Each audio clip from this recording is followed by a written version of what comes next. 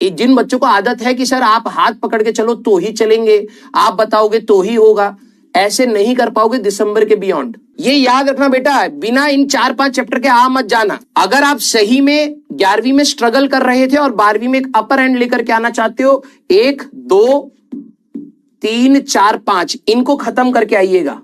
Sir short notes बनाए क्या? मेरे हिसाब से बनाने चाहिए, ठीक है, मेरे हिसाब से आपको बनाने चाहिए। अगर आप भूल जाते हैं, अगर आप अपने बल्कि नोट्स, आप कितनी कितनी कॉपियां भर गई हैं भाई? सोचो कितनी कॉपियां हैं, इतना कंटेंट है। अगर आप एक ऐसे स्टूडेंट हैं जिसकी रिटेंशन बहुत अच्छी है, आप 1-2 बार पढ़ते हैं, आपकी परमानेंट मेमोरी में वो सेट हो जाता है, you don't need to make short notes. अगर आपकी रीडिंग हैबिट इतनी अच्छी है, आप बहुत फास्ट रीडिंग करते हैं और आपने नोट्स बहुत कंसंट्रेशन से बनाए थे, आपको पता होता है कि यार मैंने इस कॉपी में यहां ये लिखा था, यहां ये लिखा था, आपको शॉर्ट नोट्स की लिखित तौर पर कोई जरूरत नहीं है, बिलीव मी।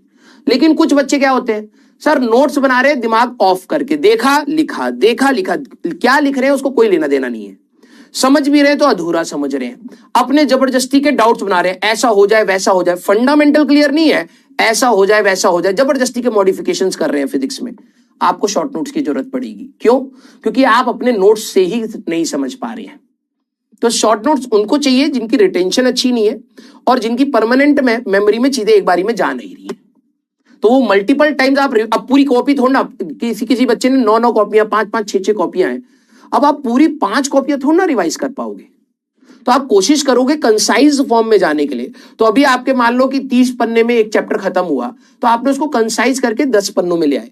फिर 2-3 बार रिवाइज करोगे तो हो सकता है 2 पन्ने में चला जाए, फिर 2-3 बार और रिवाइज करोगे, हो सकता है 1 पन्ने में, 1 साइड में ही आपका चैप्टर खत्म हो गया, मेन पॉइंट, बाकी चीजें परमानेंट मेमोरी में। तो ये आपको प्रैक्टिस के साथ करना पड़ेगा। क्लियर है क्या? Yes sir, we should do PYQs only. Yes, only PYQs। देखो दुनिया में क्वेश्चंस की कमी नहीं है, ठीक है, दुनिया में क्वेश्चंस की कमी नहीं है। आप करते चले जाएंगे, सवाल आते रहेंगे, लेकिन हाँ रेलिवेंट सेट को उठाइए, उसको ट्राई करिए। जेईई एडवांस में भी आप अपने क्वेश्चंस को ट्राई करना चाहते हैं, बिल्कुल करिएगा, हताश मत होइएगा। मैं आपको पहली रीजन बता रहा हूं, जेईई एडवांस का खेल अलग होता है, वो क्रिटिकल थिंकिंग के ऊपर होता है और धीरे धीरे वो चीज डेवलप होती है।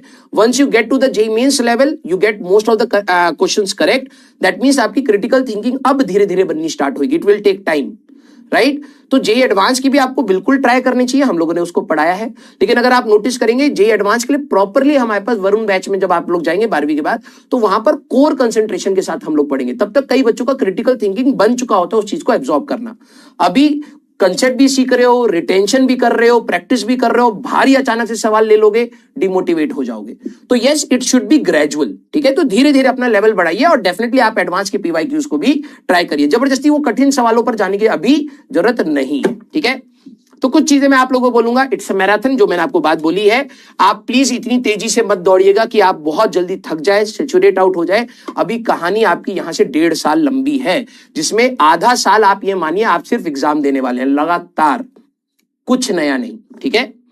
क्लास के notes are going to play the major role definitely. कई बच्चे होते हैं जो 100 मार्क्स से भी नीचे स्कोर करते हैं जेईई मेंस में, उनका सीधा एक कारण है कि आपने नोट्स नहीं पढ़े।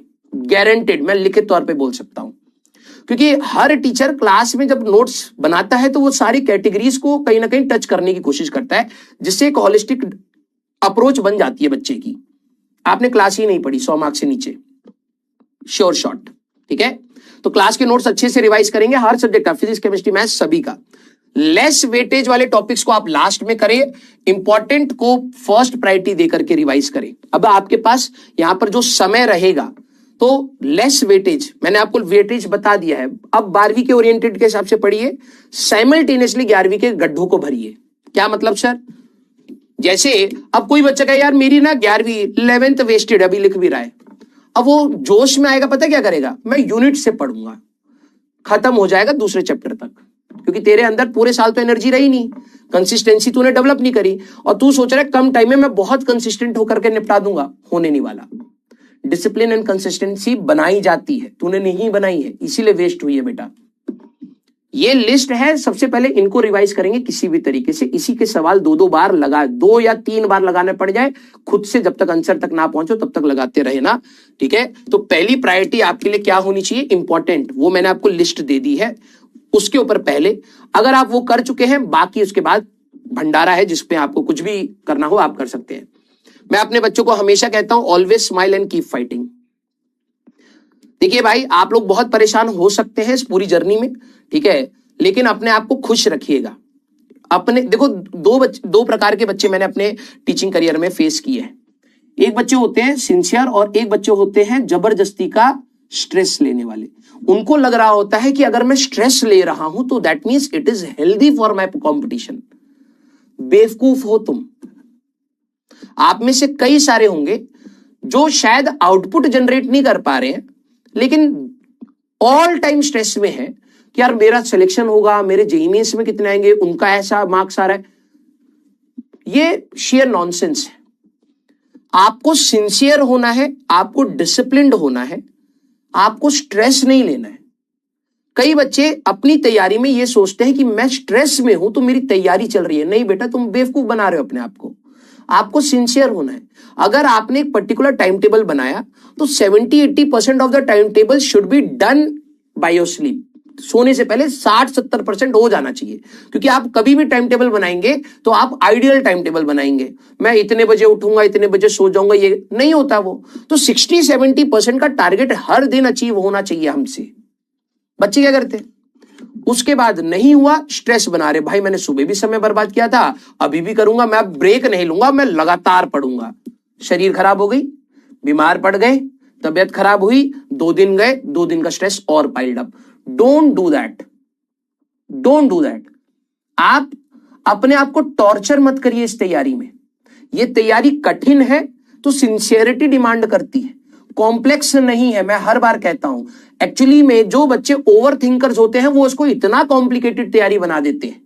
ये भी करेंगे, वो भी करेंगे, ये भी बता दो, वो भी बता दो, सब दे दिया। लिटरली बता रहा हूं, अगर आज उनका टेस्ट लेना और जितना पढ़ा है उतने का ही तुमसे टॉपिक कोई पूछ लेना कि भाई तू एक चैप्टर बता दे जिसमें तू कॉन्फिडेंट है सबसे ज्यादा, उसका अगर तेरे से तमीज से टेस्ट ले लिया जाए, उसमें मार्क्स ना आए 50%।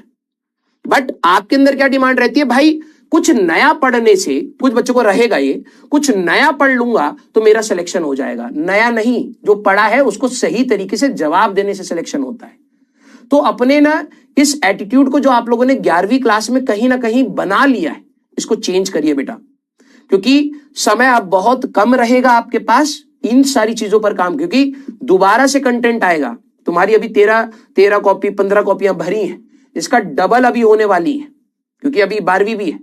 इतना ही कंटेंट है, लेकिन यस, अगर आपने मेहनत करा होगा थोड़ा आसान लगेगा। कंटेंट इतना ही आपको मिलने वाला है। तो आप सोचिए, आपको इतना कंटेंट अपने दिमाग में रखना है सो दैट आप एग्जाम में उसको यूज कर पाए। तो आप अपने आप को प्रेशर कुकर मत बनाइए, हमेशा खुश रहिए और हाँ, मेहनत करते रहिए, उसका कोई विकल्प नहीं है, कोई विकल्प नहीं है। मैं एक चीज और लिखी थी, ठीक है, लाइफ इज अनफेयर। आप में से कई बच्चे ऐसे होंगे जो अगले साल शायद, मैं बहुत सारे बच्चों के कमेंट्स पढ़ता हूं तो मुझे ये सबसे ज्यादा दुखद लगता है, बच्चे दूसरे की सक्सेस से बहुत जलते हैं, ठीक है, जिसने मेहनत करा और फिर कहते हैं कि यार उसका दिन था, वो लकी था, ठीक है, मान लिया। मैं खुद कहता हूं लाइफ इज अनफेयर, लेकिन मैं इसको लेकर के रोता नहीं हूं, ठीक है। कई बार मेरे को ऐसा लगता है कि शायद मेरे पास ये ऑप्शन होता तो मैं इससे बेहतर कर लेता, लेकिन लाइफ ने मेरे को वो मौका नहीं दिया तो मेरे को नहीं मिला, तो मैं रोऊंगा नहीं। ध्यान सुनना, it give opportunities rarely but be prepare to take it when it presents one. मैं हमेशा अपने बच्चों को यह बात कहूंगा कि आप अपने आप को काबिल बनाइए। लाइफ अनफेयर है, हो सकता है आपको मौका ना दे, लेकिन अगर मान लो किसी दिन किसी चीज का भी मौका दिया तो उस दिन गधे जैसे बैठ करके ये मत बोलना मेरे से तो होगा ही नहीं, जाने देता हूं। और ये आप करते हैं। मैं आपको एग्जांपल दे रहा हूं, 11वीं क्लास में टीचर ने कई बार बोला कि बेटा मत कर ये चीज, मत कर ये चीज, मत कर। That was the opportunity given by life. तू उसको कहता है ये तो एक सिचुएशन है, वो अपॉर्चुनिटी थी। तूने अपने आप को काबिल नहीं बनाया था कि हाँ यार सर बोल रहे हैं कि नहीं करनी, ऐसी चीजें नहीं करनी, ऐसी चीजें नहीं करनी, उसको मैं इंप्लीमेंट कर जाऊं। तेरे को लाइफ बड़े पिक्चर में अनफेयर दिख सकती है, रियलिटी है, लेकिन तू शायद माइक्रोस्कोपिक लेवल पर ये नहीं सोचेगा कि कितनी बार तेरे को करेक्शन करने का मौका मिला है, ठीक है। तो be capable enough to handle those situation जहां पर लाइफ आपको मौका दे। लाइफ आपको कभी ना कभी मौका देगी, छोटा दे या बड़ा मौका दे, लेकिन अगर आप कैपेबल नहीं होंगे आप उसको मिस आउट कर जाएंगे। मैंने एक बहुत फेमस लाइन पढ़ी थी, अगर आप दुनिया का सारा पैसा इक्वल करके सभी में बांट दोगे ना, कई लोग सोचते हैं कि अमीर तो पैसा लेकर के बैठा हुआ है, गरीबों में नहीं बांटते हैं। एक जगह मैं पढ़ रहा था, तो वहां पर मैंने एक चीज सीखी थी कि अगर आप दुनिया का सारा पैसा लेकर के सभी में बराबर बांट दोगे ना, वो घूम घाम कर दोबारा उन लोगों के पास चला जाएगा। क्यों? क्योंकि वो स्मार्ट हैं उस चीज को अटेन करने के लिए, और कुछ लोग नहीं होते हैं। रियलिटी है, रियलिटी है। सभी को बराबर पैसा मिल जाएगा ना, 2 साल के बाद आप देखना जो बेवकूफ होंगे वो उसको इस तरीके से खर्च कर देंगे बिना लॉन्ग टर्म प्लानिंग, बिना उसके, वो दोबारा वहीं जाएंगे, क्योंकि उनका एटीट्यूड वैसा है। और जिसका एटीट्यूड होता है सही में आगे ग्रो करने का, वो ग्रो कर जाएगा, तुम भले ही उसको बराबर स्टैंड पे कर दो। एटीट्यूड का भी अंतर होता है। तो यहां से आप ये समझिए, दोबारा आपका 12th में T=0 सेट होगा, फिर आप दोबारा से स्टार्ट करने वाले हैं। सभी लोग, जो स्मार्ट होगा वो खींच करके ले जाएगा बेटा जो उसको ले जाना है। तुम भले ही बोलते रहो कि हमें ये नहीं मिला, हमें वो में नहीं मिला, T=0 तुम सबका सेम था। ठीक है, तुम यहां से कितना लेकर के जाते हो तुम्हारी कैपेसिटी भी डिसाइड करती है। Exam it's never too late to start, ये तो आपको ऑब्वियसली बात पता है। आपको कई बच्चे कहते हैं सर क्या मैं यहां से स्टार्ट करूं, मेरा इतना बैकलॉग है तो हो जाएगा। तो एक्चुअली में एक्सक्यूज फाइंड कर रहा है। रियलिटी यह है, तू जब भी स्टार्ट करेगा कुछ ना कुछ बेहतर लेकर के जाएगा। अगर आज तू इस लेवल पर है, तू मेहनत नहीं करेगा, डेफिनेटली नीचे जाएगा। 4 दिन तू जितना पढ़ाया ना, तू 1 महीना इसको बिल्कुल साइड कर दे, देखो जितना भी आता था तेरा नीचे ही हो जाएगा। लेकिन अगर तेरे को जो भी आता है ना, तू 1 महीना बस इस पे रिवीजन करता चल। मैं ये नहीं कह रहा हूं तू यहां से यहां जाएगा, तू यहां से यहां जरूर होगा। तो जब तुम एफर्ट्स डालते हो राइट डायरेक्शन में, it always take you ahead. तो मैं आपको कह रहा हूं कि कभी भी आपको ऐसा नहीं होना चाहिए कि यार मैं काफी लेट हो गया हूं, जिस दिन जागो उसी दिन सवेरा है बेटा। ठीक है, अगर आप बीच में ऐसे रास्ते पर पड़ जाते हैं जहां पर आपको लगता है शायद आपने चीजें खराब कर दी हैं, 12वीं के मिड में भी हो सकता है, अभी भी हो सकता है, प्लीज T=0 अपना सेट करके दोबारा स्टार्ट करिए। यहां से भी कई चीजें आप अटेन कर सकते हैं। ठीक है, अगला साल, जैसे ये साल आपके लिए टफ था ना, पूरे एकेडमिक करियर में मैं आपकी बात कर रहा हूं, इंजीनियरिंग इंक्लूडेड, 11वीं जितना कठिन ईयर आपका पूरे एकेडमिक करियर में कहीं नहीं होगा, और 12वीं जितना इरिटेटिंग ईयर कहीं नहीं होगा। पता है क्यों? क्योंकि आपको बहुत सारी चीजों को एक साथ मैनेज करना है। कठिन सिलेबस वाइज नहीं है, मैनेजमेंट वाइज है। 11th का रिवीजन भी साइमल्टेनियसली करना है, 12th के बोर्ड्स पर भी ध्यान देना है, जेई मेंस पर भी ध्यान देना है, जेई एडवांस पर भी ध्यान देना है। 4 फ्रंट्स, और जिनका स्कूल है स्कूल के एग्जाम्स भी रहेंगे, 4 फ्रंट्स की लड़ाई एक साथ लड़नी होती है। तो ये मैनेजमेंट वाइज कठिन होगा, कंटेंट वाइज कठिन नहीं है एज कंपेयर टू 11th में सिर्फ कंटेंट की वजह से ही कठिन हो जाता है। And last, this exam is not the end, IITs are not the best, engineering is not the only option. This is what I believe. मैंने हमेशा आपको कहा है बबल में मत रहिएगा कि आप IITs पहुंचेंगे then only you will get the success. No, आप कहीं से भी अटेन कर सकते हैं, that is up to you. अगर आपका एटीट्यूड सही है, you will definitely gain something, definitely. तो आप सबका अपना अलग अलग अप्रोच होता है। मेरे सामने कोई प्रॉब्लम आती है, मैं सीधे सबसे पहले सोल्यूशन की बात सोचता हूं, मैं प्रॉब्लम सोचना ही बंद कर देता हूं। एक बार प्रॉब्लम समझो क्या है, अब सोल्यूशन क्या है। मैं बैठ करके रोऊंगा नहीं कि प्रॉब्लम है। ठीक है, प्लीज अपना एटीट्यूड चेंज करिए। हाँ, अपना बेस्ट दीजिए। सर मेरे अपना बेस्ट दिया, अगर मेरा IIT नहीं निकला तो भी बहुत कुछ है सर, लेकिन मुझे तो IIT चाहिए, आज चाहिए ना बेटा, 10 साल बाद तो नहीं चाहिए होगा। 10 साल बाद कुछ और इंपॉर्टेंट होगा, हो सकता है घर हो, गाड़ी हो, बाहर ट्रेवल करना हो, पेरेंट्स की तबीयत खराब हो, उनको हॉस्पिटल ले जाना हो, उस दिन कुछ और इंपॉर्टेंट होगा। क्या तू उस दिन के लिए कैपेबल बन रहा है या नहीं बन रहा है, ये मैटर करता है। आज हो सकता है मैटर करता है कि हाँ एक अच्छा कॉलेज होगा तो सर अच्छा स्टार्ट मिलेगा, यस। अगर नहीं हुआ तो अपना 100% दे, अगर नहीं हुआ तो क्या यही खत्म होगी सारी चीजें? नहीं, तेरी एज बढ़ेगी, तेरे को आगे की प्रॉब्लम्स आएंगी, तेरे को आगे के सॉल्यूशंस ढूंढने हैं, तेरे पेरेंट्स की डिपेंडेंसी तेरे ऊपर होगी, बहुत सारी लाइफ है अभी हमारे पास। तो यहां कुछ खत्म नहीं हो रहा है, यहां स्टार्ट हो रहा है। कुछ बच्चे सोचते हैं this is the end, no this is the beginning. अभी तक तो तू बच्चा था भाई, अब जाकर के तू वोटर बनने वाला है। अब तेरे देश को तू वोट दे करके संभालने वाला है, तेरे को डीएल मिलने वाला है, अब लोग तेरे को सीरियसली लेना स्टार्ट कर रहे हैं, तू इसको एंड समझ रहा है, this is the beginning of your life. इससे पहले तू बच्चा था, जो भी तेरे ओपिनियंस थे सब आसपास से बन रहे हैं, अब तू सीख सीख करके, किसी ने बोला तेरे को अच्छा लगने लगेगा, क्यों? क्योंकि तू यार ओपिनियटेड तू बहुत जल्दी हो जाता है। अब तू लाइफ की प्रॉब्लम से सीखेगा, यार ये चीज नहीं करनी चाहिए, ये चीज करनी चाहिए। तो अब लाइफ स्टार्ट हो रही है बेटा, तो इसमें कोई नेगेटिव फुटप्रिंट मत रखिएगा कि यार पहली नेगेटिविटी से रखिए कि हमारा सिलेक्शन नहीं हुआ। अरे ठीक है, एक पहला एग्जाम था, नहीं हो पाया, हमने अपना 100% दिया, that really matters, right? And stay healthy. मैं तो आपको यही बोलूंगा कि भगवान करे आपकी हेल्थ हमेशा साथ रहे, क्योंकि देखो भाई, काम खत्म कभी नहीं होगा, ठीक है? मैं पढ़ाता चला जाऊं, मैं मर जाऊंगा लेकिन नहीं होगा। मेरी जगह कोई और आएगा, वो भी मर जाएगा, लेकिन कंटेंट खत्म नहीं होगा, पढ़ते ही चले जाओगे। लाइफ में बैलेंस बनाना बहुत इंपॉर्टेंट है। आप पढ़ाई करिए, बिल्कुल पढ़ाई करिए, वो आपका कर्म है, लेकिन एक हेल्दी माइंडसेट के साथ पढ़िए, एक अच्छे शरीर के साथ पढ़िए। तो मैं आप सभी लोगों को सबसे पहले तो भगवान से यही मांगूंगा कि आप पूरी जर्नी में कोई ऐसा मेजर बीमारी से ना, देखो बीमारियां हो सकती हैं, उसका एक्सेप्टेंस होना चाहिए। आपके हो सकते हैं कुछ दिन जाएंगे, तबियत खराब, कभी बुखार, कभी जुकाम हो सकता है, नेचुरल है, ठीक है? लेकिन भगवान से मैं पे करूंगा कि पूरे आगे की जर्नी में आपको कोई ऐसे मेजर प्रॉब्लम्स ना आए। और ये सिर्फ प्रे से नहीं होगा, आपको अपनी रिस्पॉन्सिबिलिटी लेनी पड़ेगी कि आप भी अपने हेल्थ का ख्याल रखेंगे। आप थोड़ा वॉक कर सकते हैं, थोड़ी रनिंग कर सकते हैं, थोड़ी जिमिंग कर सकते हैं, थोड़ा स्पोर्ट्स खेल सकते हैं, कुछ ना कुछ एक्स्ट्रा अपनी लाइफ में जरूर एडेड रखिएगा। सिर्फ ये तैयारी ही आपकी लाइफ नहीं होनी चाहिए, ठीक है? हैप्पी, बिल्कुल, लाइफ तो बैठी ही है रुलाने के लिए, है ना? अगर आप एक बार मुड़ करके देखोगे, आपको हर जगह प्रॉब्लम पहले दिख जाएगी। ह्यूमन का माइंडसेट सबसे पहले प्रॉब्लम पर आता है। तो खुश रखने की रेस्पॉन्सिबिलिटी भी अपनी लीजिए कि हमें खुश रहना है, ठीक है? थोड़ी बहुत ऊपर नीचे चीजें हो जाती हैं, इतना लोड लेकर के कुछ नहीं करेंगे, ठीक है? हम्बल, आप बहुत बड़े इंसान बन जाए, लेकिन अगर आप हम्बल नहीं है तो मुझे नहीं लगता कि आप उसको सस्टेन कर पाएंगे अपनी सक्सेस को, ठीक है?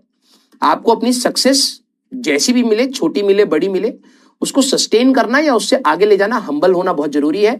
And once you gain the knowledge, क्योंकि आप उस प्रोसेस में है जहां आप नॉलेज को गेन करेंगे, ठीक है? तो आपके अंदर एरोगेंस नहीं आना चाहिए। आपके बहुत सारे दोस्त होंगे जो आपसे वीक होंगे, ठीक है? आपका कोई दोस्त आपको नहीं पढ़ाना चाहता, या नहीं फॉर्मूला बताना चाहता, या नहीं जवाब देना चाहता, that is up to him.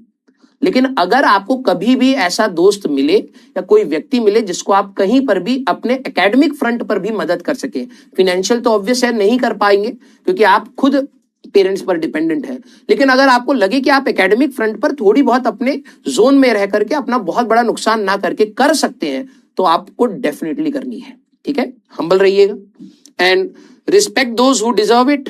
Obviously हर कोई डिजर्व नहीं करता है, ठीक है? पहले मैं कहता था बेटा सबकी इज्जत करो, लेकिन जो खुद अपनी इज्जत नहीं कर रहे वो तुम्हारी भी नहीं करेंगे। तो जो डिजर्व करे उनको डेफिनेटली रिस्पेक्ट करिए, ठीक है? उनकी बातों को समझिए और उनको हर्ट मत करिए, ठीक है? और जो डिजर्व नहीं कर रहे हैं तो कर्मा तो कई बार भगवान लेट देते हैं, तुम सही समय पे दे सकते हो। मुझे अब ये लर्निंग हुई है, ऑल्दो मैंने टैटू बनवा रखा है कर्मा का, लेकिन अब मुझे लगता है कई बार कर्मा लेट मिलता है, तो राइट टाइम पर देने की रेस्पॉन्सिबिलिटी भी हम पर ही होती है, तो जवाब देना जरूरी होता है। यस, अब बात आती है 11वीं। अब आप लोगों ने देख लिया कि 10वीं से 11वीं का समय बहुत जल्दी भागा। मेरे वर्ड्स को बहुत ध्यान से सुनना, बहुत कमियां रही होंगी। ये कमियां आप लोग प्लीज ध्यान रखना कि आप सभी के अंदर क्या क्या कमियां रही, इसको 12वीं में हमें नहीं करना है। आप ये समझिए सिर्फ 1 साल बचा है आपके जे एडवांस में, इस तरीके से सोचिए, क्योंकि बीच में 5-6 महीने सिर्फ एग्जाम चलेंगे। दिसंबर के बाद आप टोटली एग्जाम मोड में होंगे, टीचर्स आपके पिक्चर से हट जाएंगे, you will be in the front line और आप ही को एग्जाम से लड़ना पड़ेगा। हाँ, हम लोग बीच बीच में आपके साथ खड़े होते हुए दिखेंगे आपको, लेकिन जिन बच्चों को आदत है कि सर आप हाथ पकड़ के चलो तो ही चलेंगे, आप बताओगे तो ही होगा, ऐसे नहीं कर पाओगे दिसंबर के बियॉन्ड, क्योंकि दिसंबर के बियॉन्ड आपके पास अपने प्री बोर्ड्स होंगे, बोर्ड्स के प्रैक्टिकल्स होंगे, आपको अपने मॉक टेस्ट देने होंगे, जेई मेंस हो जाएगा, उसी में आपका बोर्ड्स होएगा।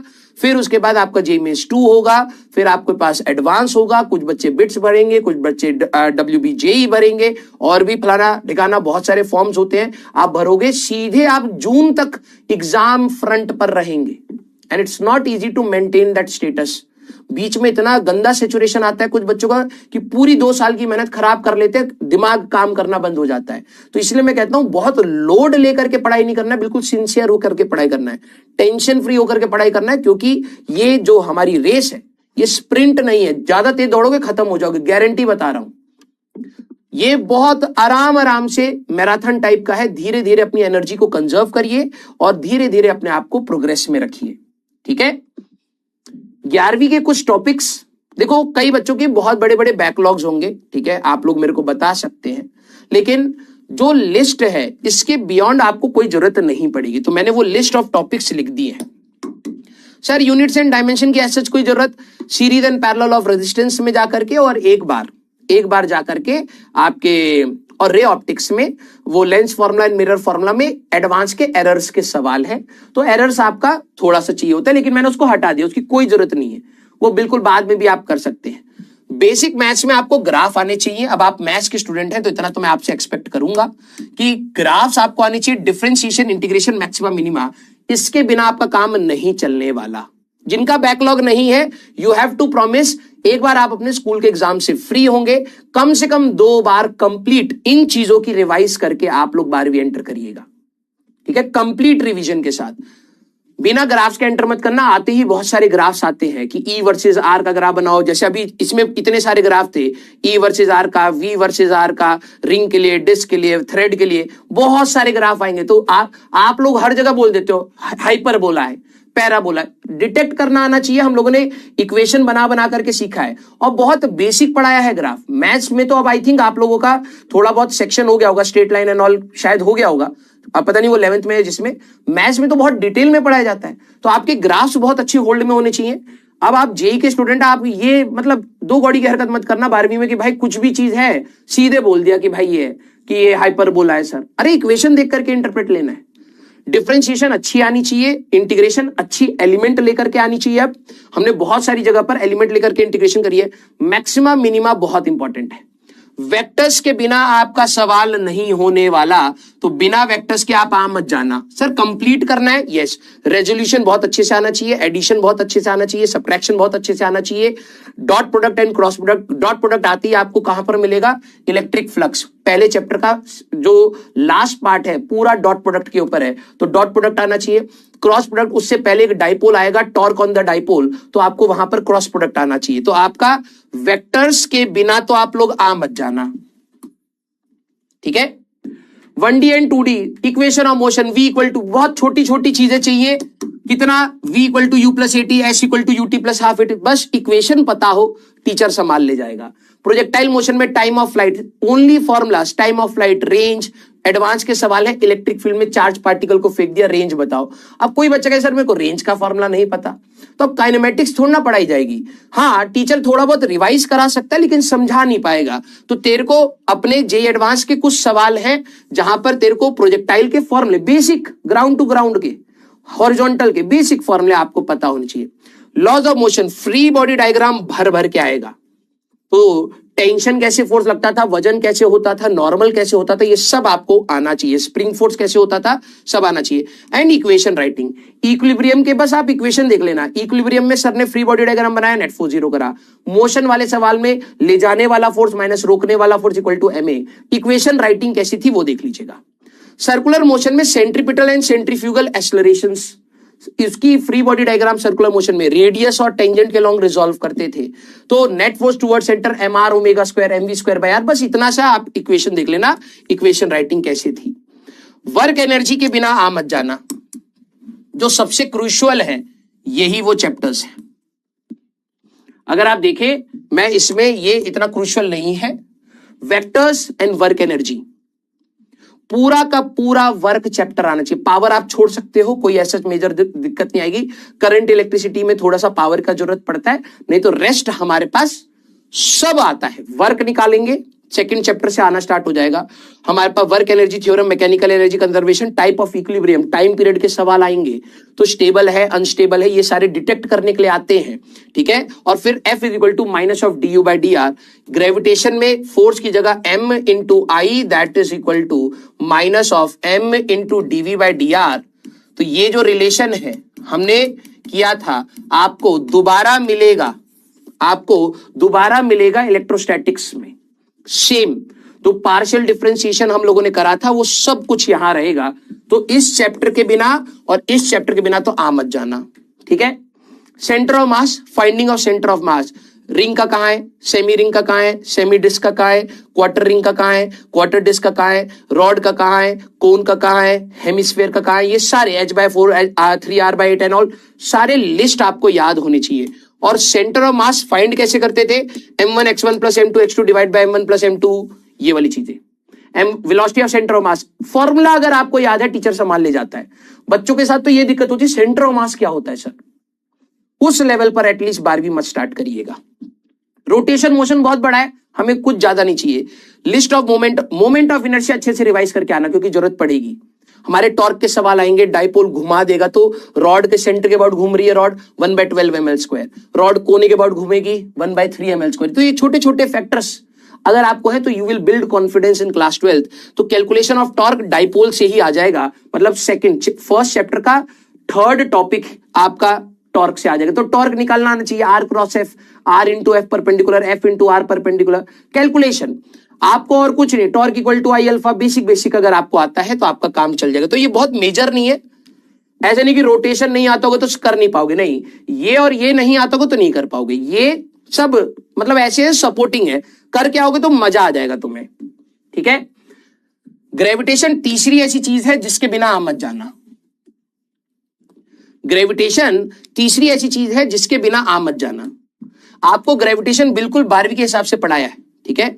You will be much more relaxed. You will have enough time to try different questions. यही क्वेश्चंस आप जो अभी ट्राई कर रहे हैं, अब आपको 12वीं में खटाखट हो जाएंगे। जब आप खटाखट करोगे तो आपका बचा हुआ टाइम आप क्या करेंगे, अब आप और अच्छे सवाल पर जा पाएंगे, अदरवाइज यही वहां पर बनते, समझ रहे हो। तो करने का फायदा होता है बेटा। कंप्लीट करना है except Kepler's and satellite motion, ये हमें 12वीं में जरूरत नहीं पड़ता है। तो अगर आप इसको भूल भी जाते हैं कोई दिक्कत वाली बात नहीं है, 11th का रिवीजन दिसंबर में कराते हैं तब याद आ जाएगा। Solids nothing major. सर मेरा सॉलिड्स का बैकलॉग है, कुछ जरूरत नहीं पड़ती, कुछ नहीं। अगर मान लो कोई टीचर यंग मॉडुलस से टेंशन, एक रिंग के अंदर टेंशन है, यंग मॉडुलस को लेना चाहे, एडवांस का एक सवाल है, टीचर वहीं बता देगा, कोई दिक्कत नहीं है, ठीक है। Fluids nothing major. सर मेरे को फ्लूइड्स में बर्नौलीज एंड ऑल ये सब कुछ नहीं आता, कोई जरूरत नहीं पड़ेगी, ठीक है। सर मेरी थर्मोडायनेमिक्स नथिंग मेजर। अगर कोई देखो सवाल मिक्स करना चाहे तो हम कर सकते हैं, लेकिन जब मैं मिक्स करूंगा या कोई भी टीचर मिक्स करेगा, अगर कर रहा है, क्योंकि स्टार्टिंग से लेकर के थ्रू आउट कहीं जरूरत नहीं पड़ती, करेगा तो वो बता देगा बेटा ये नहीं आता था, देख ले ये चीज ये होती है। तो इसका लोड अभी नहीं लेना है। अगर आपका बैकलॉग है आप करिए, डेफिनेटली रिस्पॉन्सिबिलिटी के साथ करिए, लेकिन अगर नहीं हो पा रहा है लोड लेकर के 12वीं स्टार्ट मत करिएगा। इससे हमें कुछ भी ऐसा मेजर नहीं चाहिए, ठीक है। जिन्होंने कर रखा है, थोड़ा बहुत पता है तो वेल एंड गुड है, जिनका रह गया है तो लोड नहीं। सर एसएचएम, यस एसएचएम हमें पूरा नहीं चाहिए, लेकिन ये चौथा मैं जरूर बोलता हूं हमेशा कि जिसके बिना आपको 12वीं स्टार्ट नहीं करनी चाहिए। हमने एसएचएम एंड वेव्स में बहुत पेशेंस के साथ चीजों को करा है। मैंने आपको बहुत सारे सिमुलेशंस, एनिमेशन, सब चीजें दिखाई हैं जिससे आपका विजुअलाइजेशन रहे। तो कंप्लीट एसएचएम आपको करना चाहिए, फेजर वाले पार्ट से एनर्जी एंड ऑल सारी चीजें, क्योंकि ये वाला चीज आपके 3 चैप्टर में एसी में आएगा आपको, ठीक है। यहां पर आपका wave optics and EM waves. अब कोई बच्चा बोले कि सर अगर मैं नहीं करूंगा तो सारे टीचर इतने ट्रेंड होते हैं कि फ्रॉम बेस पढ़ाते हैं और बच्चे को समझा ले जाते हैं। कई बच्चे ऐसे होते हैं 12वीं क्लास में जिनको कुछ नहीं आता होता 11वीं का, फिर भी हम पढ़ा ले जाते हैं क्योंकि हम ऐसे बताते हैं फिर कि वो बच्चा समझ जाता है। लेकिन बात वो नहीं है। अगर आपके दिमाग में है कि यार टीचर ही मेहनत करेगा, लिटरली बता रहा हूं, फिर तेरी पूरी 11वीं पढ़ाना बर्बाद था। तेरे को ये करना चाहिए कि सर जब आप पढ़ाएंगे तो it should be my revision, it should not be my first class. जब तू रिवाइज करेगा तो कॉन्फिडेंस बिल्ड होगा ना भाई, यस तेरे को जब क्लास, कभी भी ऐसी क्लास करना जिसमें तेरे को थोड़ा बहुत आता है, देखना अलग ही लेवल का इंटरेस्ट होता है उस क्लास में। तेरे को सवाल बनेंगे जल्दी जल्दी, तो इंटरप्रेट जल्दी करेगा, तो you will feel more confident in that class. और लास्ट है वेव्स। इंटरफेरेंस तुम्हें मिलेगा पूरा का पूरा, मैंने बताया था कि इंटरफेरेंस मैंने आपको मेजॉरिटी पढ़ा दिया है, थोड़ा सा ही पार्ट हमारे पास रहता है पोलराइजेशन एंड डिफ्रैक्शन। बाकी यंग डबल स्लिट एक्सपेरिमेंट की पूरी कहानी हम लोगों ने यही कर ली है, ठीक है। तो आपका ईएम वेव्स जब आपका स्टार्ट होगा, ऑल्दो ये बहुत छोटा सा पार्ट होता है, 1-2 लेक्चर का चैप्टर है, लेकिन भर भर के सवाल है, इसकी पूरी कहानी मैंने आपको यहां पर बता दी है। Nothing will be different. ये याद रखना बेटा, बिना इन 4-5 चैप्टर के आ मत जाना। अगर आप सही में 11वीं में स्ट्रगल कर रहे थे और 12वीं में एक अपर एंड लेकर के आना चाहते हो, 1, 2, 3, 4, 5 इनको खत्म करके आइएगा, ठीक है, पूरा का पूरा संभाल ले जाओगे। Love you all, thank you so much, thank you so much.